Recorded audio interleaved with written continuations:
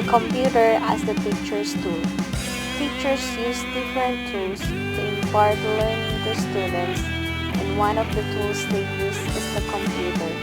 Nowadays, computers have been already used in schools to provide and facilitate students' learning. The teacher uses computer as the presentation technology that allows moving through material quicker. Instead of writing notes on the chalkboard most of the times, the teacher creates a PowerPoint presentation and incorporates graphics related to the lessons being discussed. The computer as the teacher's tool supports the constructivist and social constructivist paradigms of constructivist learning.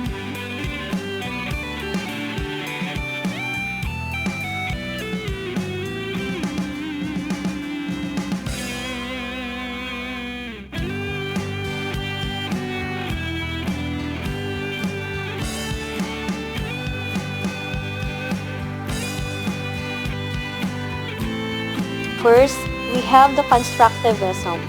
It was introduced by Piaget in 1981 and Brunner in 1990. They gave stress to knowledge discovery of new meaning, concepts, principles in the learning process. Constructivism, wherein the knowledge is being constructed individually. Differences of the two learning perspective. We have here learning framework, which includes assumption, definition of learning, learning strategies, and general orientation. In assumption, for constructivism, knowledge is constructed by the individual. In social constructivism, knowledge is constructed within a social context. Definition of learning. In constructivism, students build their own learning. For social constructivism, students build knowledge influenced by the social context. Under learning strategies, in constructivism, gather unorganized information to create new concept or principle. For social constructivism, exchange and share from ideas and stimulate thinking. For general orientation, personal discovery of knowledge. For constructivism, students discuss and discover meanings. For social constructivism.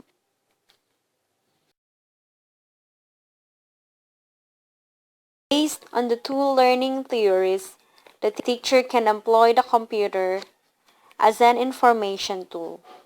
The computer can provide vast amounts of information in various forms, such as text, graphics, sound, and video. Even multimedia encyclopedias are today available on the internet.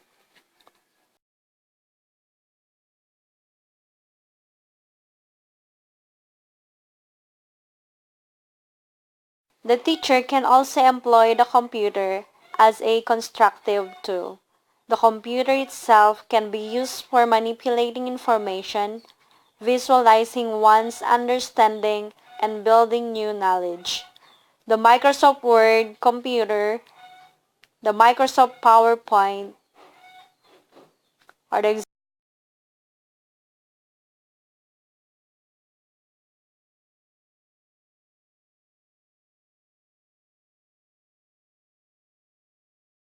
students can use constructive tools to work cooperatively and construct a shared understanding of new knowledge.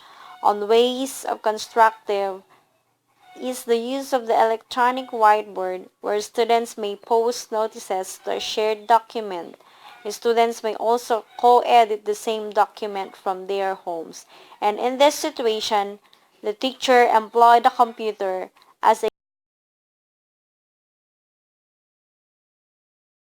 teacher can employ the computer as a situating tool. By means of virtual reality extension systems, the computer can create 3D images and display to give the user the feeling that are situated in a virtual environment. Example of this is a flight simulation program.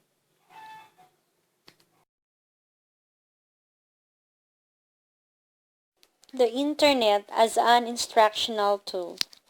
The Internet works as an instructional tool by helping both the teachers and learners. The teacher uses the Internet to add current details on his lesson, to check updates and changes regarding his subject matter. He may also use the Internet through email to interact with his students. The students may ask questions that they cannot understand through chatting with their teacher. The teacher may extend his lesson by posting the subject matter on the Internet, posting a video discussing his lesson. The students can view it on their vacant time or at home. They can also send their researches on email, saving time and money. For the students, the Internet is a very useful instructional tool to help them in their problems at school. If they don't understand the lesson of their teacher, they may seek the help of the Internet. The Internet is useful for research works. It makes their work easier and saves their time, for the Internet can show information needed by just one click of the mouse. Internet and education. Internet is linked to education. One of the proof is by using email. Email continues to be one of the most popular ways to communicate online. Teachers and students can quickly communicate with each other, and teachers can send out mass emails to all their students or parents. And now, parents and teachers can be assured that their kids are safe with email services specifically for children. Here are some examples. We have the siladog.com, kidsemail.org, Suban, and the kidmail.net. Second, Internet is also used for online schooling. With so many working people looking to further their education, online schooling has become very popular with educators. Teachers, librarians, and administrators can work during the day and go to school at night via online schooling. Some popular online schooling options are Try University and the like.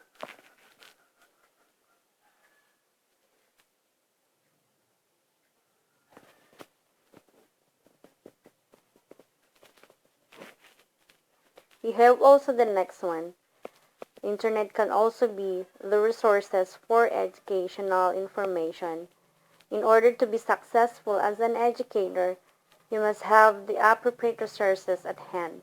Success as a teacher means being prepared. That is why the Internet is such a great resource for teachers. Practically, anything you would need to teach a great lesson is available at your fingertips. There are many great sites that provide educational resources, such as Alex Alabama Learning Exchange, edhelper.com, and the Gateway to 21st Century Skills.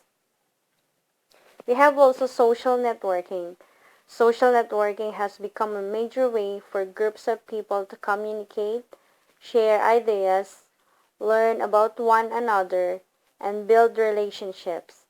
This internet tool can be handy for students to help one another and for teachers to communicate with their students and parents. This aspect of the internet will continue to grow as more users for it are discovered. Some popular social networking sites are myspace.com, LinkedIn, Facebook, and Twitter. Also gather information, especially for education, through the internet. The internet has become the single largest source of information in the world. That makes it a very important tool for the educator to use in the classroom. With careful filtering and diligence on the part of the teacher, Children can harness the power of the World Wide Web to learn about any topic that might be taught in the classroom. Some sites that can be used for information in education are the following: IPL2, Information You Can Trust; Discovery Education; Wikipedia; and How Stuff Works.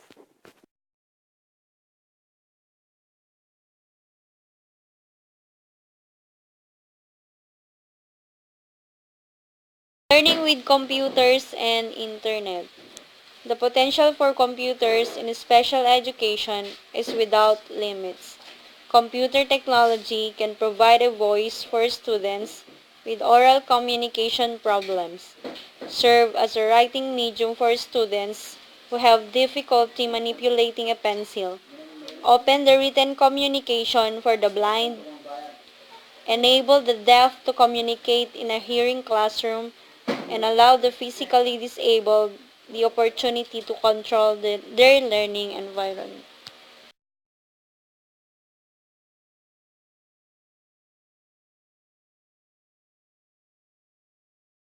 Check this out. 1943 ENIAC, first general purpose digital computer. 1948 Manchester Baby, first stored program computer. 1955 first real-time processing machine built by MIT. 1959 IBM introduced the first desktop computers. And 1965 Digital Equipment Corporation's introduction of the first real microcomputer.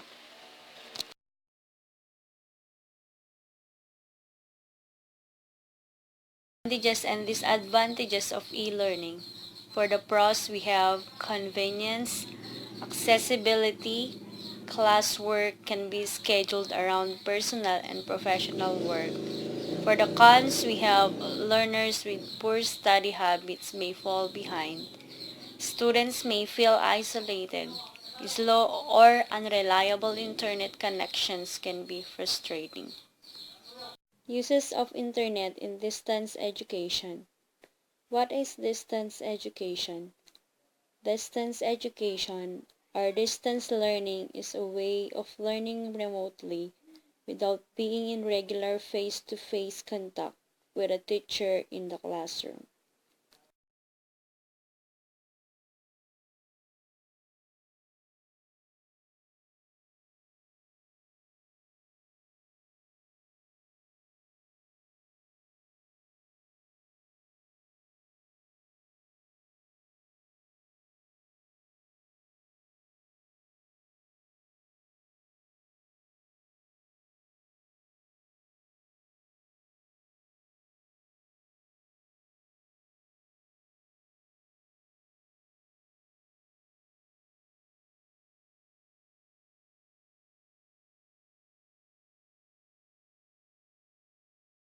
Communication, which includes teleconferencing and video conferencing. The students and teachers can communicate and exchange ideas even they are in different places at a time. Fourth,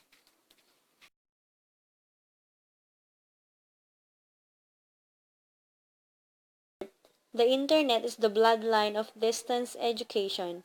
Distance education will not be possible without the internet because it is the fuel that runs the program. Internet for authentic activities.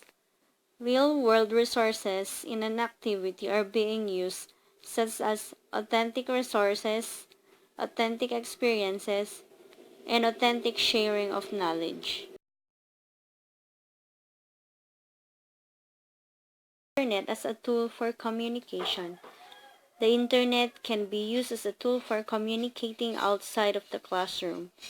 The multimedia capabilities of the internet allow students to share information, stories, artwork, and movies.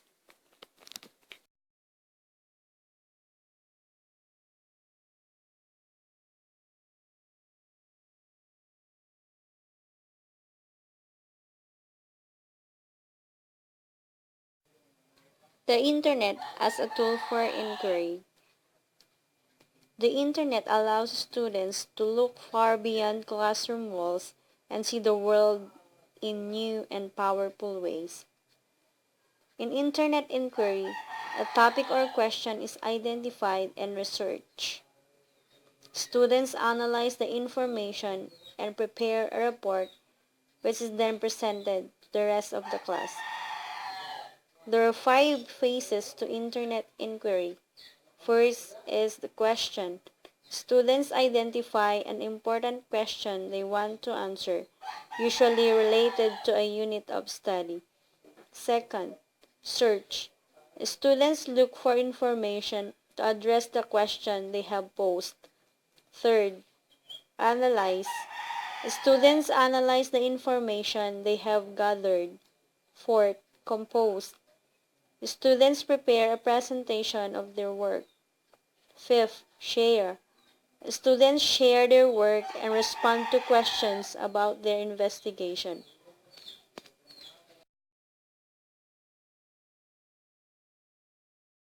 Use of computers as a tool for learning has traditionally focused on individualized methods of instruction. Social interaction, however, is taking an increasingly important role in current learning theories and instruction prescriptions, including computer-based delivery systems.